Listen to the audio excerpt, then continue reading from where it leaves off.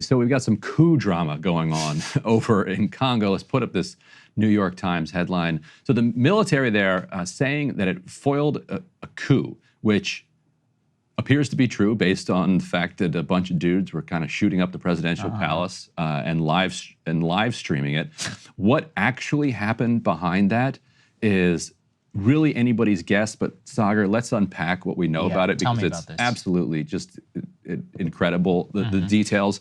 So the main character here, Christian Malanga, who fled the Congo when he was a child for Utah, and became made a lot of money in Utah. He's only 41 years old. He has eight children. Okay.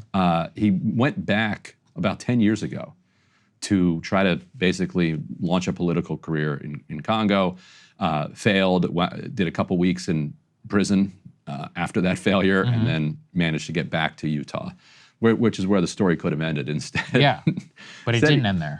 That didn't end there. He came back over, used his wealth to do a decent amount of business over in the Congo, some of it with an American pot entrepreneur, which is going to be part of this soon. Yeah, there's this white guy who's into pot who goes over to Congo to make a fortune. Okay, sketchy already. So recently he went over there also with his son. Marcel Malanga is one of his sons. Social media influencer. Yeah, 21-year-old social media influencer. Very pro-Trump. People have loved to point out that he's just MAGA to the core. And like all these photos of him, like just flashing money and like just absolutely classic Trump style influencer. It's going to stop being funny in a moment, but not really. So there was a very contested presidential election at the end of 2023, which didn't resolve until early 2024, essentially because of all the allegations of irregularity. There have been very few presidential elections in Congo, period, since Congo was became Zaire, and then under Mobutu, and then becomes Congo again, and so it's a very, very fragile hold on democracy. And so out of nowhere, you've got this Christian Malanga guy who, with a handful of other armed men, first they go to basically the home of the incoming Speaker of the Assembly, and they shoot that up. One of the assailants is killed. They're live streaming all this on Facebook. On Facebook. A couple guards are killed, and then Malanga says to the camera, he says, "Felix, we're coming for you next." And Felix is the head. Felix Tshisekedi is the president of Congo. So this is early morning hours. So they march or drive down to the presidential palace, and they start to shoot that up too. He's never there. The president of Congo is never there. He lives far away. He's very, very rarely in there. He wasn't there at the time. None of these are the power centers. Like this, it's not an army base. It's not a radio station. It's not anywhere where you would need to actually take control in order to gain power. They're very quickly arrested. Like it's a pitiful coup attempt, and Malanga is killed. They say resisting arrest. So we don't know exactly what happened at that point. We don't know if he was actually resisting arrest, if he was just summarily executed after getting captured. His son, it was successfully captured, Marcel, as were two of these Americans. So the Congolese military puts out video the next morning. U.S. citizens. Saying, with U.S. passports. Saying, look at these guys. Like who are these pot entrepreneur.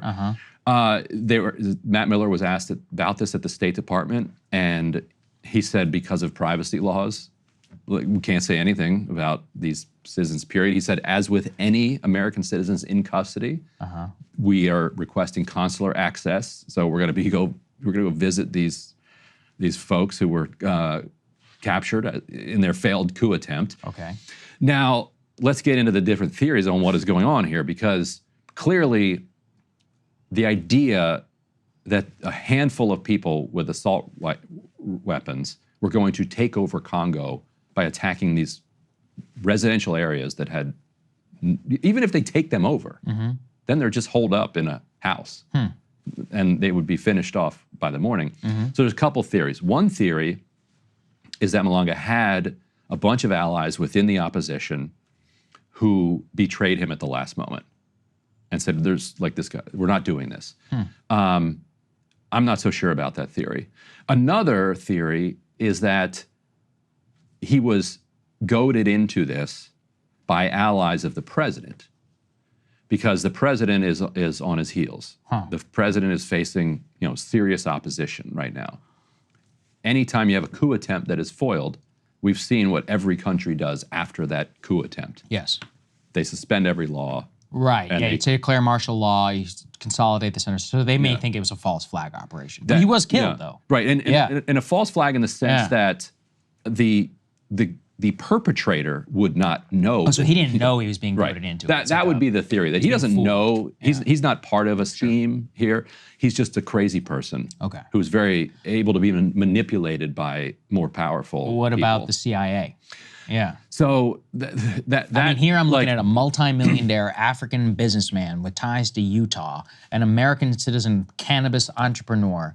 By the way, all cash business. Last time I checked, which are good fronts. Yeah, the CIA has always been in bed with drug runners. Now it'd be funny if they're like it's classic. This is the one guy doing business in Africa that just isn't involved. It would almost be negligent to not have him involved. It kind of at this point.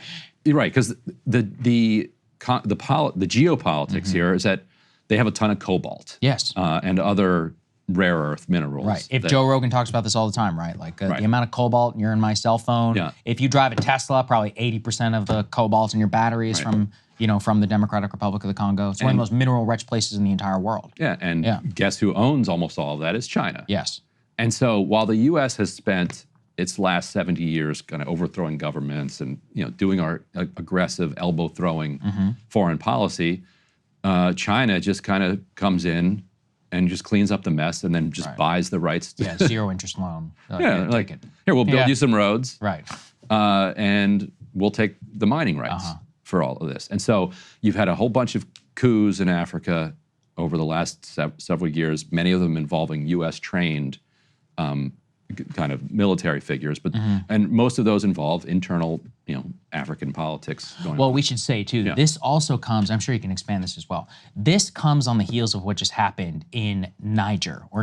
In Niger, there was just another coup where the U.S. had, 4,000 troops or something like that, which have basically summarily been kicked out of the country. They've already kicked the French out. They kicked out the French. U.S. troops are basically have no idea what's going on, and they've invited Russian troops actually onto their soil. So U.S. position in Africa right now is actually quite shaky. Yeah, and the irony is that the Niger coup was carried out by a lot of officers who had U.S. training. Yeah, literally. And so a conspiracy theorist might look at that and be like, well, clearly the U.S. was involved in that. Yeah, but it didn't work out to our benefit. In fact, no. It appears that it was much more organized. Wagner Group, Russia.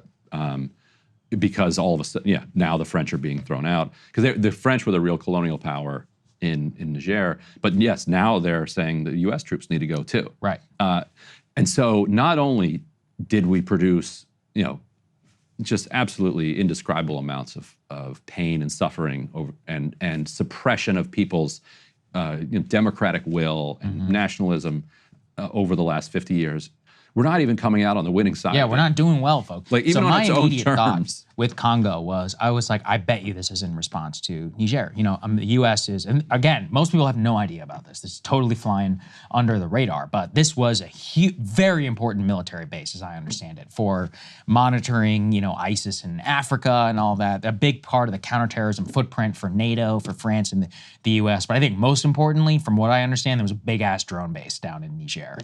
It's Djibouti and Niger were the two that we really relied on. So the loss of this, people in AFRICOM are freaking out about it, which is the command. It's like, I'm trying to explain, like CENTCOM is like the central command. AFRICOM is for U.S. command of all forces in Africa. As I understand, this was like a code red event for them. Then you look at the Congo, the wealthiest nation by mineral rights in the entire African continent. Oh, and a U.S. citizen, cash business entrepreneur, just with a multi-millionaire Utah businessman happens to get caught up in a coup on the government. And if people want the background, Emily and I interviewed the author of the new biography of Patrice Lumumba. Oh, yes. The Lumumba plot. I know you love these kinds of books. Yeah, if you haven't read that one yet, I would like to. Put that on your Audible. It's so good. But Patrice Lumumba was a very American-leaning nationalist. Yeah, I remember him. Yeah. And he wanted a close relationship with the United States. He even like sold a bunch of mineral rights in Congo to this fraudster American businessman. Like he had to revoke it when it became clear that the guy was a fraudster. But he wanted to be like an American ally. He flew to New York to try to make that case. We in the United States looked at him and saw a communist.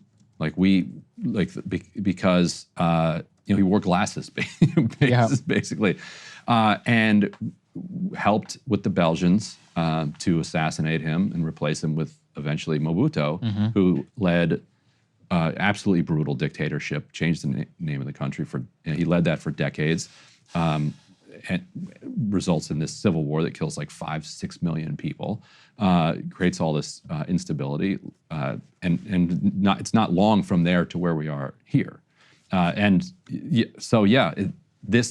There's major power politics going on here, and it's something to watch because the surface level story of this Utah guy thinking he's going to take the country over.